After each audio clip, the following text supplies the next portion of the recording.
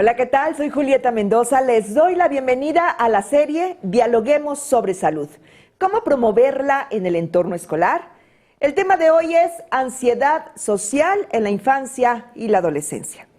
La Secretaría de Educación Pública, a través de la Dirección General Aprende MX, junto con la Comisión Nacional de Salud Mental y Adicciones, CONASAMA, presentan este esfuerzo de colaboración en favor de nuestra comunidad educativa. La transmisión se realiza de forma simultánea en las redes sociales de Aprende MX y en las de CONASAMA. Para iniciar, les invito a contestar la siguiente pregunta. ¿Los trastornos de ansiedad son hereditarios? ¿Sí o no? ¿Ustedes qué piensan? Nos va a encantar que nos manden sus respuestas y más adelante les vamos a leer junto con nuestra invitada. Muchas gracias. Bueno, y también les invitamos a formar parte del grupo de docentes Aprende MX, donde encontrarán herramientas y recursos que serán de apoyo en su práctica educativa. El enlace del grupo aparece en la pantalla y en el chat de comentarios de la transmisión. Y antes de continuar con nuestro seminario, les invito a ver el siguiente material.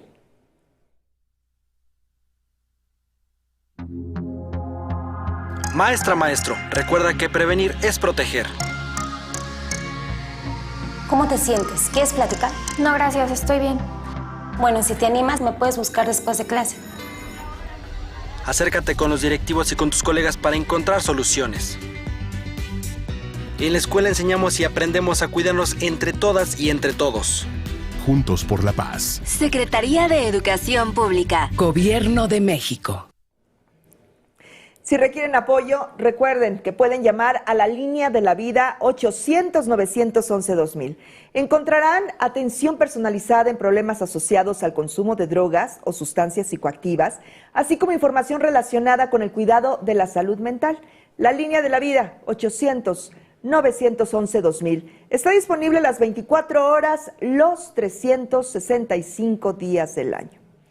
Bien, para este seminario pueden solicitar una constancia de participación. Solo entren al enlace que aparece en el chat de comentarios y si aún no tienen cuenta, regístrense de acuerdo con su perfil y proporcionen sus datos. En caso de no pertenecer al sector educativo o no formar parte de la plantilla de una escuela, pueden registrarse con el perfil de estudiante y colocar la clave del centro de trabajo o CCT, del Centro de Capacitación Televisiva y Audiovisual que está apareciendo en pantalla y también en el chat de transmisión para completar este proceso.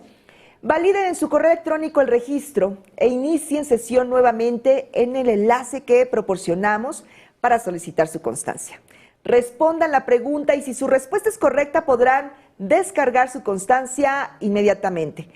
Y es importante mencionarles que solo cuentan con 7 días naturales a partir de hoy, de la fecha de transmisión en vivo, para obtener su constancia. Así es que allí están los datos y empiecen a tramitarla. Continuamos con el tema. El trastorno de ansiedad social, también llamado fobia social, es una condición de salud mental que hace que la persona afectada sienta miedo intenso a ser humillado o ridiculizado en situaciones sociales. La ansiedad social en niñas, en niños, en adolescentes puede afectar significativamente su desarrollo, por lo que es muy importante conocer las causas, así como los síntomas y sobre todo posibles tratamientos. En este seminario virtual revisaremos conceptos y herramientas que serán de gran utilidad para apoyar a las y los estudiantes. Y para seguir reflexionando, les invito a participar con la siguiente actividad en Mentimeter. En el chat de comentarios y en pantalla aparece el enlace y el código QR para ingresar al cuestionario y responder estas preguntas. La primera de ellas, ¿qué emociones logras percibir en tus estudiantes cuando exponen un tema frente al grupo? Esa es la primera pregunta. Segunda, en niñas, niños o adolescentes con ansiedad social, debemos evitar que presenten un tema frente al grupo y evaluarlos con otra actividad, ¿verdadero o falso?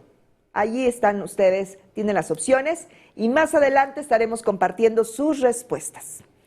Bueno, y para ahondar en el tema está con nosotros la doctora María del Rosario Andrade Rodríguez, médica adscrita a la Comisión Nacional de Salud Mental y Adicciones, Doctora, en nombre de la Dirección General Aprende MX, le damos la más cordial bienvenida a este seminario virtual. Buenas tardes, Julieta. Muchas gracias a ustedes. Al contrario, doctora, bienvenida. Y antes de comenzar con su ponencia, ¿qué les parece si me acompañan a conocer parte de la trayectoria de nuestra invitada? Doctora María del Rosario Andrade Rodríguez, médica adscrita a la Comisión Nacional de Salud Mental y Adicciones. Médica cirujana por la Universidad Nacional Autónoma de México. Cuenta con un diplomado en Educación Sexual Infantil y Desarrollo Humano, así como cursos de especialización médica en psiquiatría, psiquiatría infantil y de la adolescencia. Ha colaborado en los centros de asistencia e integración social, brindando atención a la salud mental de poblaciones vulnerables. Se desempeña como docente en la Asociación Mexicana de Salud Sexual, AC. Actualmente forma parte del equipo de vinculación y coordinación en la Comisión Nacional de Salud Mental y Adicciones. Bien, doctora, muchísimas gracias de nueva cuenta. Pues le cedemos la palabra. Adelante con su ponencia, por favor. Claro. Quisiera iniciar mencionando la diferencia entre miedo, fobia y ansiedad, que son conceptos muy importantes para el tema que vamos a revisar el día de hoy. Y bueno, empezamos con miedo, que el miedo es una emoción básica, es una de las emociones con las que nacemos, ¿no? Dentro del repertorio de emociones que tenemos. Es una emoción que es universal, ¿no? Entonces no hay quien no sienta miedo. Ajá. Es fisiológica, es innata y va a aparecer ante situaciones u objetos que pueden resultar peligrosos o amenazantes para el individuo. Ajá. Algo pues clave en este tema es que no nos va a generar una alteración funcional importante, a diferencia de las fobias, en donde ya tenemos una reacción de temor, pero que no es justificada ante un objeto o una situación nuevamente. Pero aquí sí vamos a tener una intensa reacción de angustia que se va a acompañar de este deseo de querer evitar o de querer huir de esta situación. Ajá, entonces, por ejemplo, si a alguien le dan miedo los perros, ¿no? Pues va a intentar evitarlos, y si se encuentra frente a uno, pues va a huir de él, ¿no? Entonces, a diferencia del miedo, las fobias sí nos van a generar una repercusión funcional en el individuo en cualquiera de estos contextos en los que él se desenvuelve. La ansiedad, como tercer componente para este tema, es un estado de activación del organismo en donde el individuo se va a sentir sumamente inquieto, pero también se va a sentir muy inseguro, ¿no? Entonces va a sentir que no tiene la capacidad de afrontar este estímulo. Generalmente es un estímulo que no es peligroso, como pudiera ser las demás personas, como en el caso de la ansiedad social, y depende en gran medida del pensamiento, ¿no? Entonces hay quien ya considera la ansiedad como un sentimiento, porque a diferencia de las emociones, ya va a involucrar esta parte cognitiva, ¿no? Entonces yo ya le voy a meter un repertorio de ideas que habitualmente pues son catastróficas. El primer diagnóstico. Exacto. Entonces habíamos hablado de los miedos, y bueno, los miedos al ser universales, vamos a tener miedos que hasta cierto punto son normales. Ajá, es decir, que de acuerdo a la etapa del desarrollo en la que yo me encuentre, es que puedo presentar ciertos miedos, y estos miedos son normales. Ajá. Entonces, de los 0 a los 24 meses es la etapa del esquema sensorio-motor, en donde justo, ¿no?, el bebé o el niño o la niña está conociéndose, está conociendo el entorno, pero también va a empezar a desarrollar el lenguaje, ¿no? Entonces, durante esta etapa, ¿qué es lo que puede generar miedo en los niños o niñas? ¿No ver a la mamá? No ver a la mamá, exacto, ¿no? Este miedo a la separación, sí, ¿no? Pero también podemos tener este temor ante estímulos intensos, a los rostros, a los extraños. Ajá. Entonces, como a los 8 meses que mamá le da el bebé a alguien más, ¿no? El bebé va a reaccionar con miedo, con temor. Otro miedo es a estas, además de la separación, pues estímulos muy intensos, como pudiera ser un ruido muy fuerte. De los 2 a los 5 o 6 años viene otra etapa, de acuerdo a Piaget, que es la del pensamiento preoperatorio, ¿no? Entonces es en esta etapa donde los niños son muy egocéntricos, donde piensan que todo sucede en relación a ellos, ¿no? Que son la figura más importante, tienen un pensamiento un tanto fantasioso o muy fantasioso, ¿no? Y piensan que todos los objetos tienen vida. Ajá.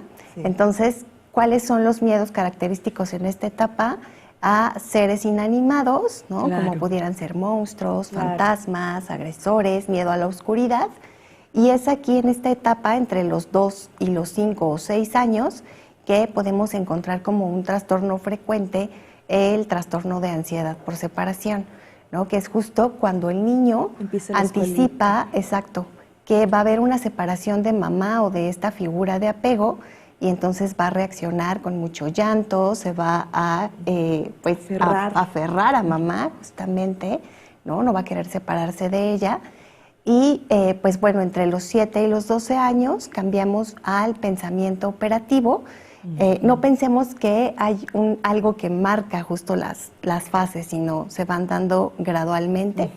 Pero entre los 7 y los 12 años pasamos ya a un pensamiento que es operativo, en donde ya podemos razonar un poco más causas y consecuencias, aunque todavía no llegamos a utilizar totalmente la lógica, pero entonces le empezamos a dar más peso a las cuestiones escolares, ¿no? A mis calificaciones, a cómo me puede ir en un examen, ¿no? Y entonces aquí las fuentes de miedo pues pueden ser catástrofes naturales, o sea, situaciones que ya son más reales, ¿no? Animales, a lo mejor enfermedades, pero también al mal rendimiento, ¿no? Escolar, y también, sí.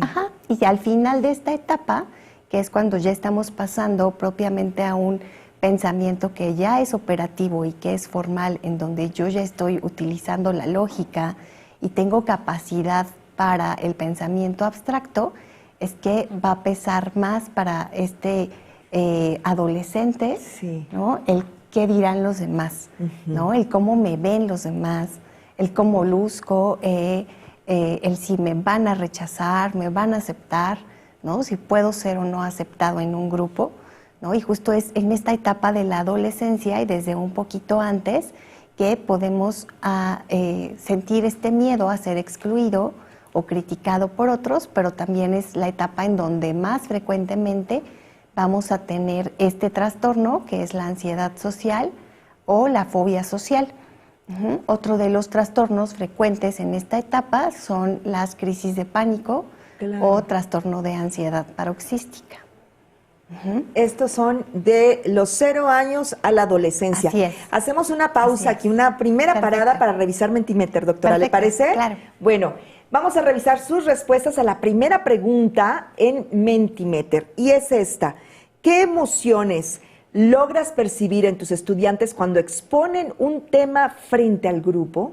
En medio, miedo, nervios, ansiedad, nerviosismo, vergüenza, olvidar, confianza, angustia, impaciente, satisfacción, alergia, felicidad, alegría otra vez, pena, emoción, inquietos.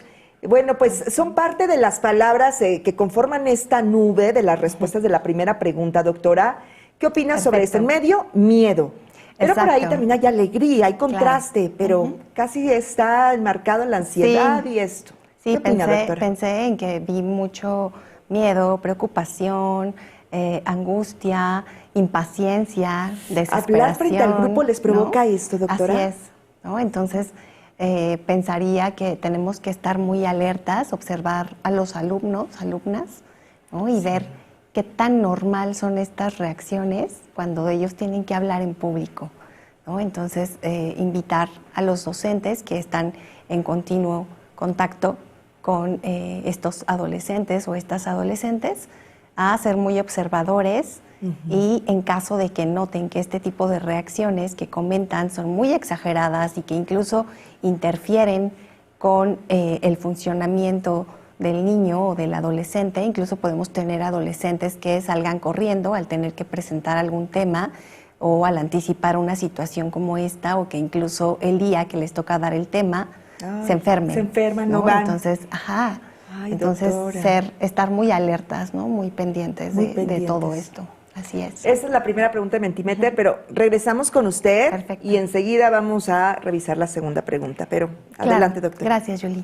Entonces, pues nos damos cuenta que como tal, la ansiedad social o trastorno de fobia social, porque lo podemos encontrar como cualquiera de estos dos términos, se va a caracterizar justo por este temor exagerado a situaciones sociales en donde yo voy a estar expuesto, en donde puedo ser el centro o el foco de atención, o incluso al anticiparlo. Entonces no necesito estar ya frente al público, sino el solo hecho de que me digan, en 2 semanas te toca exponer, puede ser que desencadene esta reacción de angustia, de temor, de preocupación excesiva en niños, niñas, adolescentes e incluso en las personas adultas, ¿no? Es un trastorno que puede acontecer a cualquier edad. Sin embargo, pensando en infancias y adolescencias, lo más frecuente es que se presente durante la adolescencia. Se habla de un promedio entre 11 y 13 años, que son las edades con más incidencia o con más presencia de este trastorno, ¿no? Entonces, podemos, de acuerdo a donde lo revisemos, al texto o al artículo que revisemos, este trastorno se presenta entre el 2 y el 20% de la población, ¿no? Porque hay una variación tan grande, depende a dónde lo leamos. Por ejemplo, si nos vamos a población clínica, es decir, si vamos a un hospital psiquiátrico y vemos cuáles son los trastornos por los cuales acuden a recibir atención con mayor frecuencia, nos vamos a dar cuenta que ahí la prevalencia es del 20%. Pero si yo hago esto mismo en una población general, pensemos en una escuela primaria o secundaria, aquí la prevalencia va a ser aproximadamente del 2%. Esa es la diferencia, ¿no? Por eso es esta varianza tan amplia, ¿no? Entre el 2 y el 20%, porque depende si lo investigamos en una población clínica o en una población abierta. Muy bien. Otro punto importante es que este trastorno se encuentra entre los 3 trastornos más frecuentes, junto con la depresión y los trastornos por consumo de sustancias, ¿no? En específico con el trastorno por consumo de alcohol, ¿no? Entonces vemos que es un trastorno importantísimo, de gran relevancia, y que por lo tanto requiere de una identificación temprana para que también la intervención o el tratamiento pueda ser oportuno y nos genere el menor número de repercusiones en el funcionamiento del individuo, ¿no? Entonces, si estamos hablando de que a un inicio más temprano, es decir, entre más pequeño sea el niño y encontremos este trastorno, vamos a tener mayor probabilidad de que se presenten consecuencias. ¿Qué consecuencias? Por ejemplo, que el niño pueda tener otros trastornos o que al llegar a la adolescencia pueda deprimirse, desarrollar algún otro trastorno de ansiedad sumado al que tiene, algún consumo de sustancias psicoactivas o incluso otro tipo de riesgos como sería la deserción escolar, ¿no? Que como sabes, pues es igualmente la escuela es un factor protector en salud mental, ¿no? Y por el contrario, el desertar de la escuela forma parte de los factores de riesgo para muchos trastornos mentales, pero también para el inicio en el consumo de sustancias. Sí, muy bien. Entonces, de eso hablamos, ¿no? Cuando mencionamos que el inicio temprano nos va a dar mayores repercusiones y generalmente cronicidad. Es decir, que estos niños pueden en la adolescencia continuar con el trastorno, pero también durante la vida adulta. Muy bien. ¿Cuáles van a ser las causas en general de los trastornos de ansiedad y por lo tanto también de nuestro trastorno de ansiedad social? Como saben y como hemos venido mencionando en estos seminarios, todos los trastornos mentales y del comportamiento son multifactoriales, es decir, que no hay algo en específico que nos va a generar este trastorno o estos trastornos, ¿no? Sino que van a depender de una serie de factores que se van a conjugar. Por un lado tenemos a los factores genéticos y constitucionales, ¿no? Entonces se ha visto que muchos de estos trastornos están incluso bajo la influencia de genes específicos, ¿no? Algunos de ellos se han estudiado. Heredado. Así es, ¿no? Por otro lado, tenemos también el factor del temperamento. El temperamento es innato, ¿no? Yo nazco con un repertorio de características que forman el temperamento, y la característica más importante del temperamento que tiene que ver con los trastornos de ansiedad justo es algo que se llama inhibición conductual. Entonces los niños, por ejemplo, ahorita que hablábamos de esta ansiedad por separación, que además sobrereaccionan, ¿no?, a esta separación, niños también que son muy quietos, que a lo mejor no juegan tanto, que ante situaciones que son novedosas y que a otros niños les generarían mucha emoción, estos niños con inhibición conductual se van a quedar quietecitos, ¿no?, en un lugar y no van a reaccionar como lo harían otros niños, ¿no? Entonces, esta inhibición conductual nos habla de un mayor riesgo para en un futuro presentar trastornos de ansiedad. Otra parte importante son los estilos parentales, por ejemplo, padres que son muy sobreprotectores o, por el contrario, padres que son muy punitivos, a lo mejor que ejercen el castigo como forma de control, ¿no?, como forma de eliminar conductas que para ellos en ese momento pueden ser negativas, ¿no? Entonces, a esto nos referimos con los estilos parentales. Se ha visto también que la forma o las cosas o las situaciones a las que los padres pueden tenerles miedo, las pueden transmitir también a través del aprendizaje a los niños, ¿no? Entonces, si yo como papá me considero una persona muy miedosa, puedo generar también a un niño que le va a tener temor a muchas cosas, ¿no? A muchas situaciones a las que yo le tengo miedo, puedo generar también esta misma respuesta en mis hijos, ¿no? Entonces es muy importante. Otro punto importante aquí en las causas serían los factores o situaciones que pueden ser muy estresantes. Por ejemplo, pensemos en una separación de los padres que sea muy agresiva, que haya violencia, situaciones traumáticas muy puntuales, pueden generar también mayor riesgo para desarrollar trastornos de ansiedad y en este caso de ansiedad social.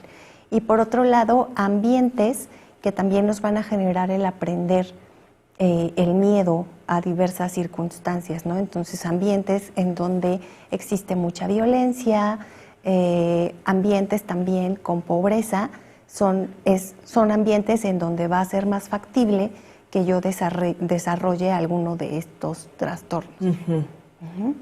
Entonces, qué importante es ver pues toda esta serie de factores que en conjunto pueden desembocar en un trastorno de ansiedad y incluyendo a este trastorno de ansiedad social, ¿no? Aquí les coloqué en esta imagen el aprendizaje del miedo, porque es algo que interviene justo en estas causas multifactoriales. Entonces, ¿cómo podemos aprender o temerle a ciertos objetos o a ciertas circunstancias? Por un lado tenemos al condicionamiento clásico, que es cuando yo tengo un estímulo que es neutral, como pudiera ser el perro que les mencionaba al principio. ¿No? Entonces, para todos un perro es un estímulo neutral, pero pensemos que ese perro se abalanza y me muerde, ¿no? Entonces, yo ya ahí voy a relacionar, exacto, un estímulo que es aversivo, que puede ser amenazante porque me mordió, a ese estímulo neutral, y entonces yo ya puedo o voy a temerle a los perros, ¿no? Entonces, ese sería el condicionamiento clásico.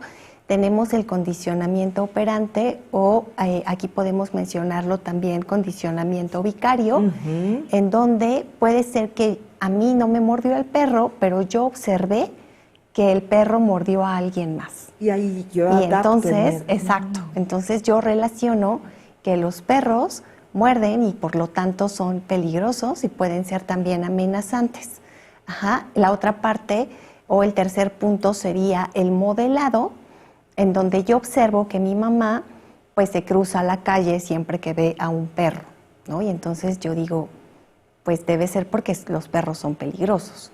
y entonces yo relaciono nuevamente este estímulo que aparentemente es neutral con temerle, ¿no?, a estos perros, porque probablemente alguien que es muy cercano a mí les teme y entonces yo asocio que pueden ser peligrosos, ¿no? Y el otro es a través de lecturas o a través de lo que actualmente, no podemos poner este ejemplo, de lo que yo vea en las redes, en internet, ¿no?, o en algún otro medio de información, ¿no? Entonces yo puedo escuchar una conversación en donde un perro agredió a alguien y entonces yo también pienso, ¿no?, como niño, entonces los perros pueden generar ese tipo de daño o incluso le pueden causar la muerte a alguien, qué miedo, y entonces yo también voy a reaccionar o a sobrereaccionar si estoy frente a un perro, ¿no? Aquí nuevamente nos vamos a que todos los trastornos de ansiedad nos pueden generar manifestaciones en 3 esferas importantes, es decir, las manifestaciones clínicas que yo observo, sobre todo en los trastornos de ansiedad, van a ir desde la parte cognitiva, la parte física y la parte conductual. En la parte cognitiva, en específico en el trastorno de ansiedad social, puedo pensar, ¿no? O sea, la parte cognitiva me refiero a estos pensamientos, a estas ideas que yo voy a generar, ¿no? Entonces, este adolescente o este niño o niña que está frente a su grupo y que tiene que hablar en público o que a lo mejor se tiene que enfrentar a conocer a personas en una fiesta o en algún lugar, ¿qué va a pensar, no? Por un lado, que está causando una mala impresión. Puede ser que él piense que en ese momento todos lo están mirando y que pues no quiere que se note este nerviosismo, ¿no? Entonces, hay niños que comentan, es que todos están viendo cómo estoy sudando de forma excesiva porque estoy muy nervioso, o me están viendo porque me estoy poniendo rojo, ¿no? Porque la ruborización es uno de los síntomas físicos, ¿no?, en este trastorno. Entonces también podemos pensar en, seguramente voy a hablar raro, puede ser que no me entiendan, ¿qué va a pasar si se me olvida lo que tengo que decir, ¿no? Si no puedo hablar del tema, si no sé cómo reaccionar o cómo responder las preguntas que me hagan. Todo esto va a formar parte de la cuestión cognitiva o de las manifestaciones cognitivas que se van a dar durante la ansiedad social. Parezco tonto, por ejemplo, no sirvo para nada, ¿no? Son otros de los pensamientos que pueden invadir a estas personas. Por otro lado, tenemos a los síntomas físicos, ¿no?, en donde tenemos a la ruborización, la sudoración excesiva, podemos tener mareo, podemos tener dolor de estómago, podemos tener incluso propiamente un ataque de pánico que se va a desencadenar justo por esta exposición social, ¿no? Y entonces les decía al inicio, puede haber niños que incluso al estar hablando en público de pronto se levanten y salgan corriendo, ¿no? Niños que se ruboricen excesivamente, ¿no? O el adolescente que en ese momento quiere salir al baño, niños que previamente o el día anterior a que tengan que exponer, tienen dolor de estómago, dolor de cabeza o se sienten mareados, ¿no? Entonces, escuchar siempre a los adolescentes o a los niños frente a situaciones sociales que puedan desencadenar este tipo de sintomatología, ¿no? Entonces, una cosa es cuando hablamos de timidez, ¿no? Y que pues no todos somos sociables al mismo punto. A algunos nos cuesta más trabajo relacionarnos, iniciar una conversación, pero es muy diferente cuando ya tenemos un trastorno de ansiedad social y entonces ese trastorno me resta funcionamiento, ¿no? Incluso hace que mi desempeño sea menor al de los demás, aunque yo tenga una buena capacidad intelectual, ¿no? También va a generar que este niño o este adolescente evite ciertas situaciones en donde se tiene que ver expuesto, ¿no? Por ejemplo, que no vaya a lugares en donde hay otros adolescentes u otros niños, ¿no? Que si lo invitan a una fiesta diga, ¿sabes qué? Yo no, porque no quiero estar ahí. Entonces, esto repercutiría en la parte conductual o en los síntomas conductuales, en donde justo va a evitar, no va a ir a estos lugares que teme porque teme enfrentarse a los demás, ¿no? No va a iniciar una conversación, seguramente va a ser el niño que va a esperar a que alguien más inicie una conversación con él, a que alguien más le hable. Sí, claro. Va a hablar poco, puede ser que observemos una respiración lenta, pero también puede ser que si está teniendo una crisis de pánico, por el contrario, ¿no? Hiperventile y veamos una respiración pues más rápida. Puede que sostenga objetos en sus manos o incluso que tenga las manos dentro de las bolsas y sus prendas tiene. Doctora, ¿también? El sudor de las manos, que forma parte de estos síntomas físicos. El ocultar el rostro o el estar con la cara baja, a lo mejor está exponiendo, pero está mirando al piso. O con el cabello. Exacto, o está tratando que los demás no lo vean, no tener este contacto ocular con los demás. Puede ser que hable muy rápidamente, ¿no? Porque quiere que ya pase el tiempo y que se acabe ese momento, ¿no? Y también puede ser que se centre en sus propias manos y que entonces esté jugando con algo y eso sea algo que le ayude a controlar esta ansiedad, ¿no? Entonces, ahora, ¿cómo podemos ver si alguno de nuestros alumnos o nuestros hijos e hijas presentan ansiedad social, ¿no? Hay que ver, decíamos al principio, qué tan normal es el miedo a estas situaciones que el niño o el adolescente está enfrentando, ¿no? Es un miedo normal, ¿no? Es parte de la adolescencia, es parte de temor a sentirse excluido, pero todos sienten lo mismo, ¿no? Sí. Ajá, pero ¿qué tanto repercute en su funcionamiento, ¿no?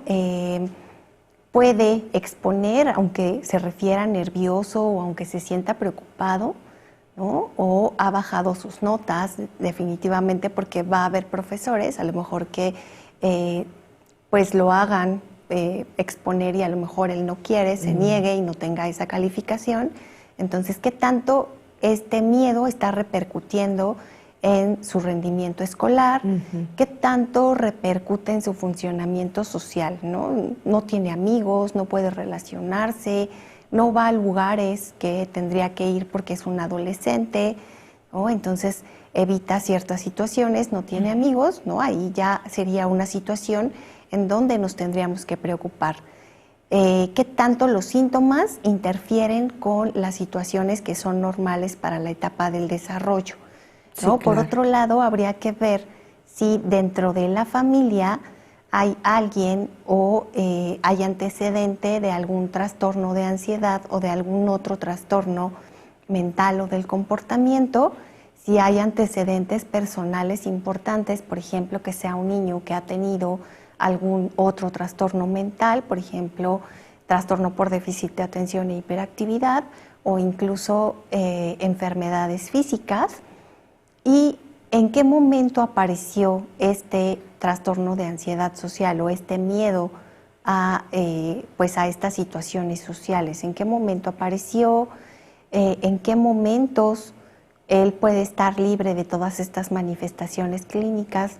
Si es solamente en situaciones sociales que le pasa o también hay otras circunstancias que generan ansiedad, ¿no? Por ejemplo, que sea alguien a quien le preocupen situaciones de la vida cotidiana, ¿no? Por ejemplo, exámenes, por ejemplo, la economía de la familia, por ejemplo, la situación mundial, ¿no? Ahí estaríamos ya hablando de otro tipo de trastorno de ansiedad, ¿no? Entonces, sí es muy importante ver en qué momentos aparecen estas manifestaciones, qué las desencadena y también con qué remite, ¿no? Si a lo mejor solamente le pasa al niño mientras tuvo que exponer, pero después ya, ¿no? Ya. Está tranquilo, pasa la exposición e incluso él dice, uff, qué bueno. Respira y descansa. Al fin terminé, ¿no? Híjole, doctora, todo lo que usted nos está compartiendo es muy interesante, es información básica. Como profesoras, como profesores, nos obliga a revisar estas circunstancias en las alumnas, alumnos, y que se puede extender incluso en la adultez. Esto sí no se puede evitar. Doctora, ¿tenemos todavía algunas láminas o revisamos Mentimeter? Revisamos. Sí, Mentimeter. la segunda pregunta. Claro, sí. Vamos a las respuestas que ustedes muy amablemente nos hicieron llegar. La segunda pregunta en Mentimeter. En niñas, niños o adolescentes con ansiedad social, debemos evitar que presenten un tema frente al grupo y evaluarlos con otra actividad. Bueno, pues allí están.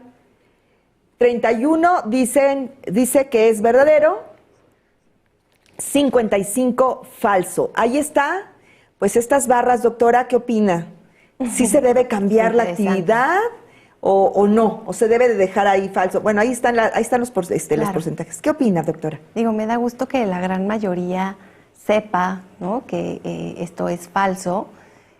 Parte del tratamiento y aquí en general de las fobias, en específico de este trastorno de ansiedad social, consiste en la exposición a este estímulo que nos genera temor, ¿no? A las situaciones sociales, ¿no? Entonces, no es que yo de inicio le voy a dar a este adolescente a que exponga toda la clase de 60 o 50 minutos, pero sí es importante exponerlo a la circunstancia que le da temor, ¿no? A lo mejor yo puedo empezar dándole un tema y pedirle que lo exponga durante 5 o 10 minutos y poco a poco ir incrementando el tiempo. Pero lo cierto es que no podemos retirar el estímulo y sobreprotegerlo y por lo tanto decirle, bueno, a ti te voy a calificar de otra manera. Más bien lo voy a ayudar exponiéndolo a esta circunstancia o a este temor y pues tiene que exponer, ¿no? Tiene que exponer. Que los demás. Y las maestras y los maestros coinciden. Exacto. Ahí está la respuesta.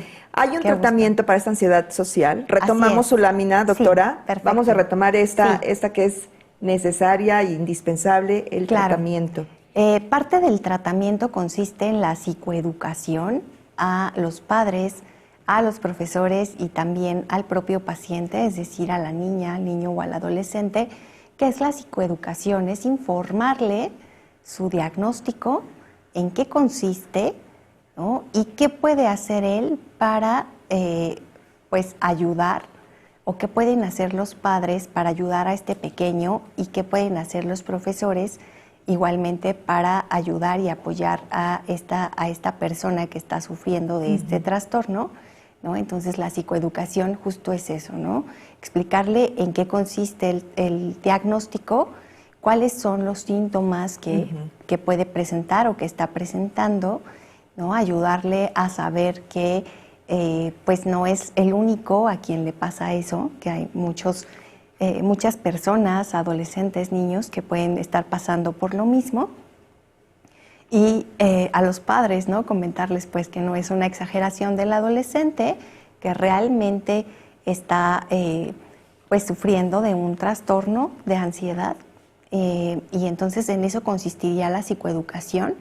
Por otro lado está la terapia cognitivo-conductual, que es una modalidad de psicoterapia que es en la que se han visto mejores y mayores resultados para en general para todos los trastornos de ansiedad, pero en específico para este trastorno de ansiedad social se han visto muy buenos resultados de esta modalidad de terapia cognitivo-conductual, pero en grupo y pues en casos a lo mejor en donde los síntomas fueran muy intensos y que están interviniendo en este funcionamiento del menor, pensar también en la intervención farmacológica por parte de un psiquiatra, ¿no? Es muy importante. Bueno, pues sí, esta es una necesidad saberlo, doctora, pero bueno, antes de continuar, permítame invitar a las maestras, a los maestros, al público en general, a mandar sus dudas en el chat de comentarios y más adelante las vamos a compartir con nuestra invitada. Así es que retomamos. Gracias. Estamos redondeando el tema, doctora. Así es. Entonces, ¿qué puedo hacer yo como docente, como profesor o profesora de alguno de estos adolescentes o niños con ansiedad social?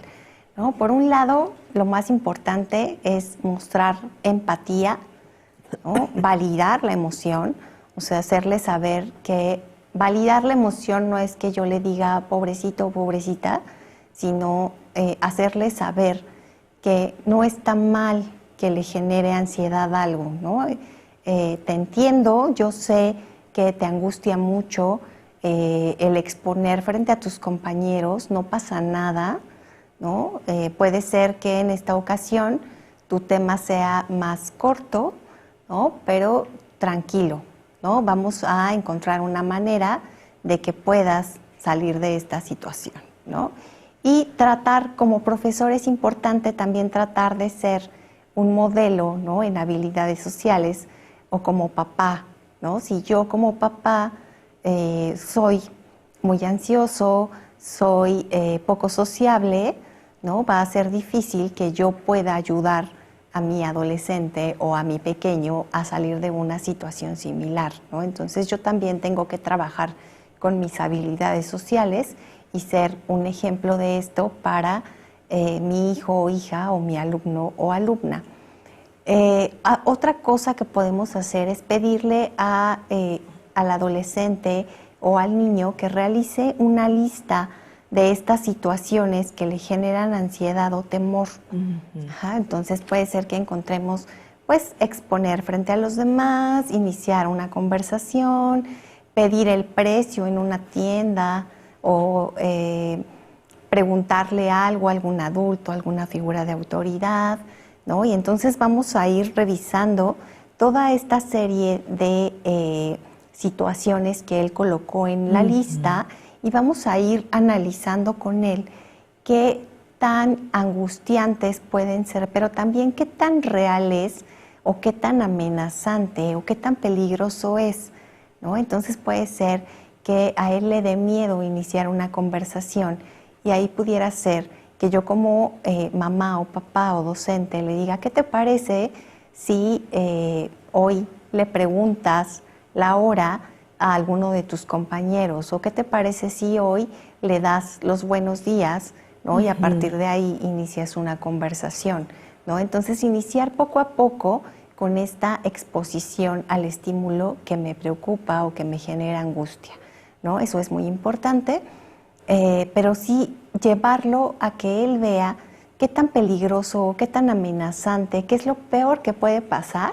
Claro. Si se enfrenta a una de estas situaciones, ¿no? Es importante porque pues el pensamiento nos va a jugar muchas malas pasadas, ¿no? El pensamiento me va a decir, lo estás haciendo muy mal, estás exponiendo horrible, o los demás no les caes bien, entonces mejor no te acerques, o el pensamiento me puede decir, es que eres sumamente tonto, entonces pues mejor no les hables, ¿no? Van a pensar que no tienes la capacidad y entonces pues yo le voy a hacer caso a mi pensamiento, ¿no? Y entonces hay que hacerles ver a estos pequeños que pues justo, ¿no? Que es lo peor que puede pasar, ¿no? Ante este tipo de circunstancias. Entonces eso los va a ayudar mucho.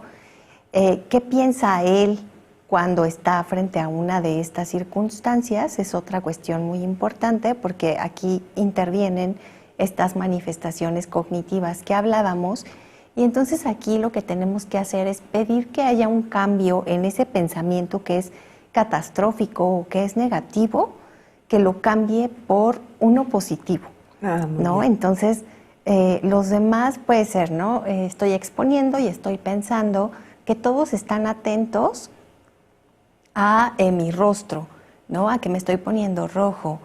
Y entonces el cambio de pensamiento puede consistir en los demás no me están viendo, ¿no? Están poniendo atención a lo que estoy diciendo. Ajá. Entonces no me están criticando, están prestando atención a mi tema, y que generalmente eso es lo que pasa, ¿no? Pero por dentro quien tiene este tipo de trastorno está pensando que lo están criticando o están viendo que está escurriendo el sudor, ¿no? Por su cara. Así es. Doctora, sí, cuánta responsabilidad tenemos los maestros. Claro, ¿no? Entonces, ¿qué tenemos que hacer como docentes? Pues justo, ¿no? Exponer poco a poco a estos pequeños a esas situaciones que les generan angustia. Bueno, doctora, pues allí están las recomendaciones y muchas gracias, doctora María del Rosario, por esta valiosa información. Sin duda nos será de gran utilidad a todas y a todos. Y recuerden la pregunta que presentamos al inicio del programa.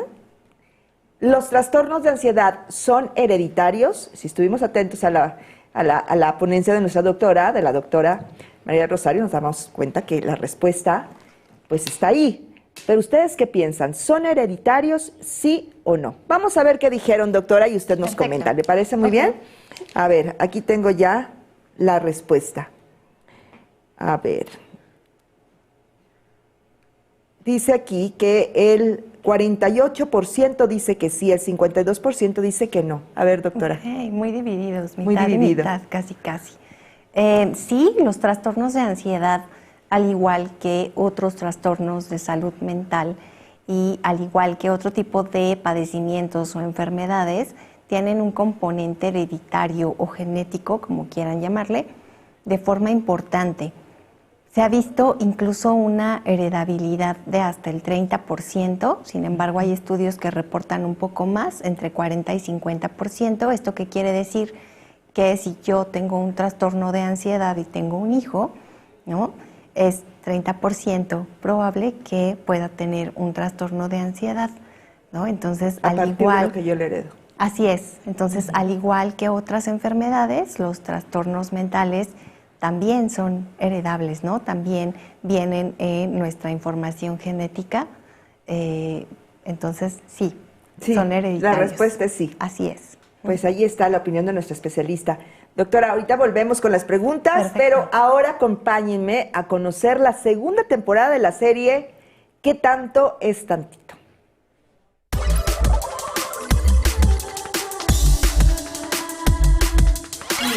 Le traigo aquí a su nueva alumna, se va a integrar en este grupo. Hice todo lo que se supone o se espera de un hombre, ¿no? Disculpe, quería saber si tenía pruebas de embarazo. ¿Qué nos ves? Ustedes me están viendo. ¿Lo pudimos hablar, Sara? No. Que vaya a terapia. Ay, papá, ya. ¡Es acoso, profe! Ya no lo voy a mandar a una escuela donde hay chamacos que lo maltratan por ser quien es. Agéndame una cita con tu abuelo. ¿Estás seguro que quieres hacer negocios con él? Se dan cuenta del gran equipo que somos. Ay, estoy tan feliz de que estemos todos juntos. Ahora sí van a ver lo que es bueno.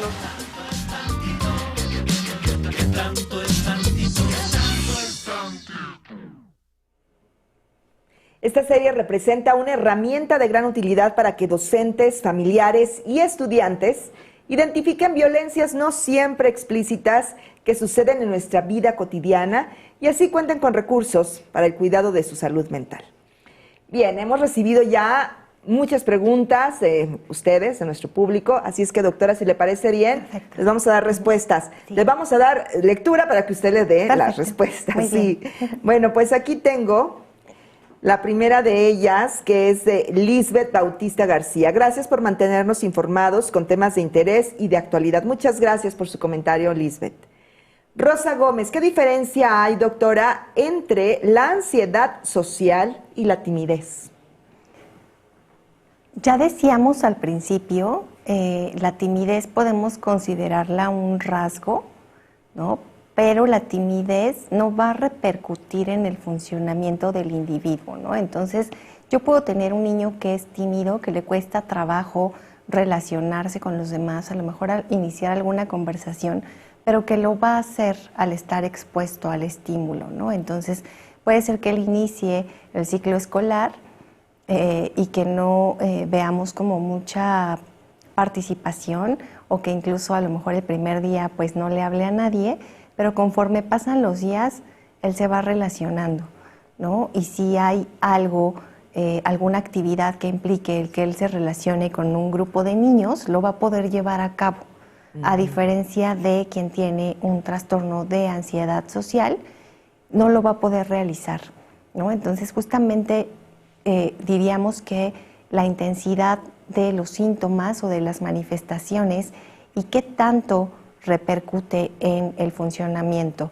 ¿no? Entonces, cuando estamos frente a un trastorno, vamos a tener que van a disminuir las calificaciones, que va a evitar a toda costa el hacer ciertas o va a evitar ciertas situaciones en donde tiene que relacionarse o involucrarse más con los demás, las va a evitar, ¿no? Va a huir de ese tipo de circunstancias.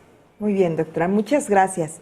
Alejandro Chaboya, ¿Es bueno explicar en nuestro contexto escolar estas definiciones para evitar confusiones o exageraciones, doctora?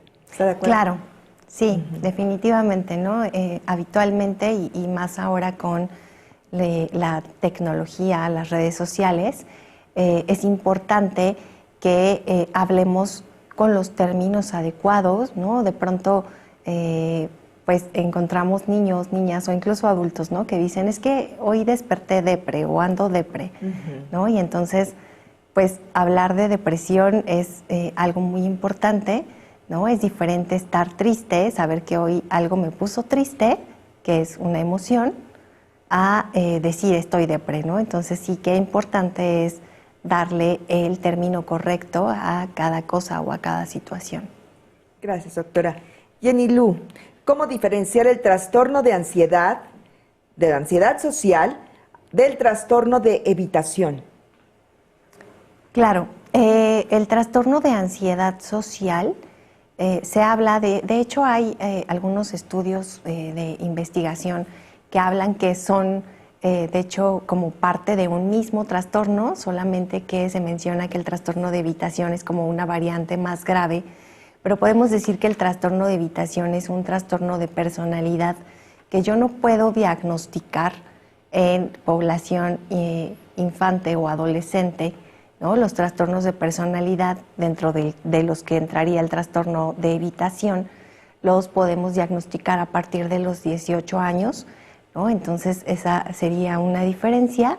El trastorno de evitación conlleva otras manifestaciones clínicas, otras características que van a repercutir aún más en el funcionamiento del individuo, ¿no? Entonces, en infancias y adolescencias, propiamente estamos hablando de un trastorno de ansiedad social, pero en los adultos también podemos tener ansiedad social o también podemos tener un trastorno de personalidad evitativo, o incluso podemos tener ambas entidades, ¿no? en un individuo adulto.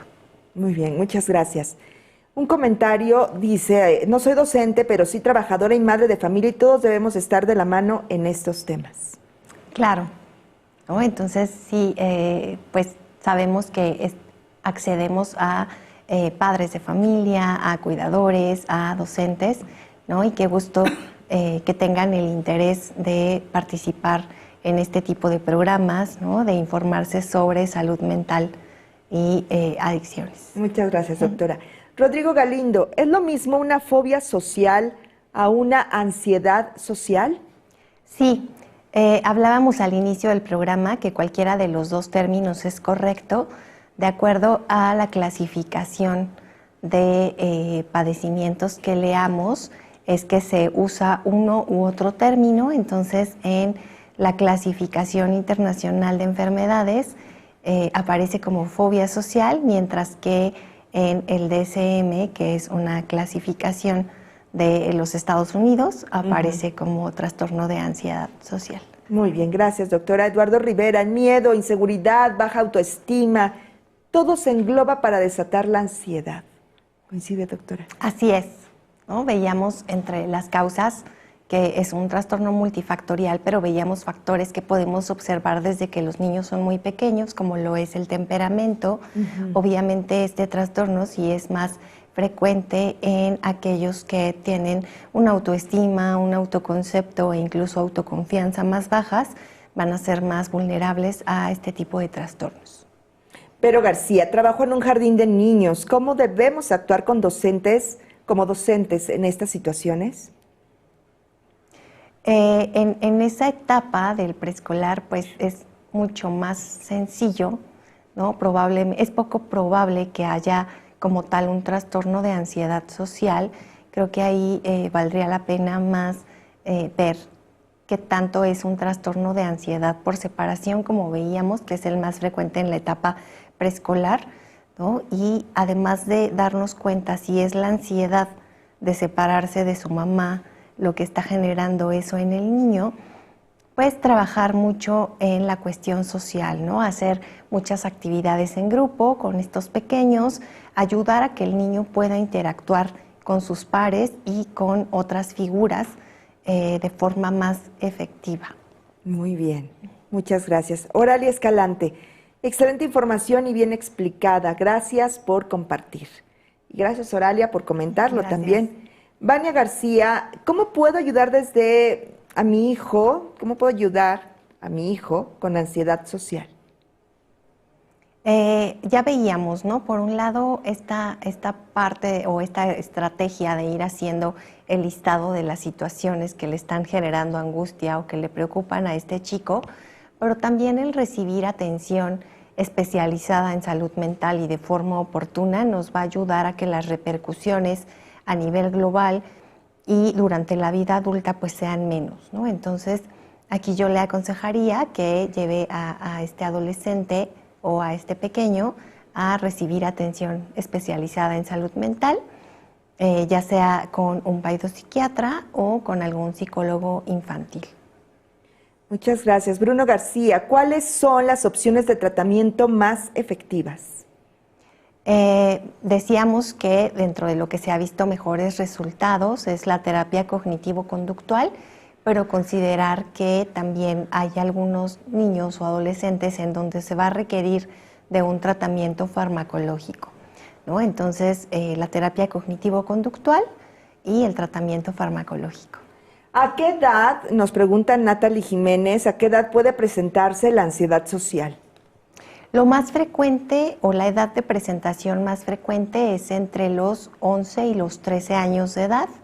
Esa es más o menos la edad media, pero puede presentarse incluso a los 9 años o puede ser antes, ¿no? Sin embargo, la edad más frecuente de presentación es esa. Y aquí tenemos otra más de Alejandra Santiago. ¿Qué factores pueden desatar la ansiedad social en el entorno escolar?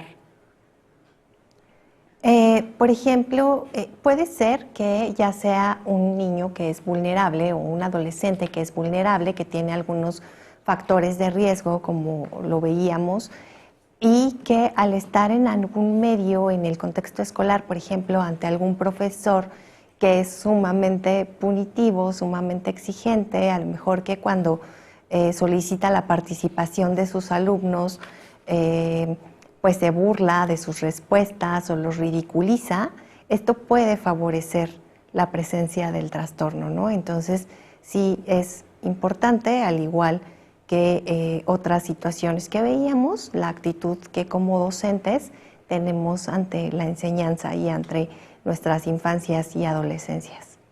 Muchas gracias, doctora. Muchas gracias, María del Rosario Andrade. Hemos reflexionado sobre ansiedad social y lo importante que es saber identificarla y que con un adecuado tratamiento se puede desarrollar la confianza y aprender a manejar el miedo. Doctora, muchas gracias. Y si desean consultar los seminarios virtuales de esta serie, les invito a revisar la lista de reproducción en YouTube. El código QR está apareciendo en la pantalla y en el enlace en el chat de esta transmisión, en el chat de comentarios. Y les recuerdo también que para obtener la constancia de participación de este evento, deben entrar al enlace que aparece en el chat de comentarios.